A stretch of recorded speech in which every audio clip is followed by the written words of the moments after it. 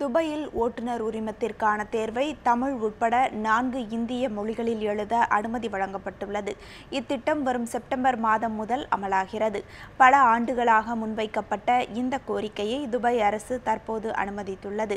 இத்தகவலை துபாய் சாலை போக்குவரத்து ஆணையத்தின் ஓட்டுநர் பயிற்சி மற்றும் தகுதி பிரிவின் இயக்குநர் ஆரில் அல் மலேக் தெரிவித்துள்ளார். வரும் செப்டம்பர் மாதம் முதல் தமிழ், மலையாளம், ஹிந்தி, வங்கம் ஆகிய மொழிகளிலும் தேர்வு நடத்தப்படும். மேலும் சீனா, ரஷ்யா மற்றும் பெர்ஷிய மொழிகளும் சேர்க்கப்பட்டுள்ளன.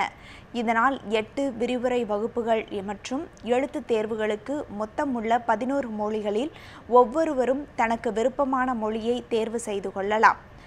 திரையில் தெரியும் வாசகத்தின் ஒலி வடிவை ஒருவர் ஹெட்போன் மூலம் கேட்கலாம்.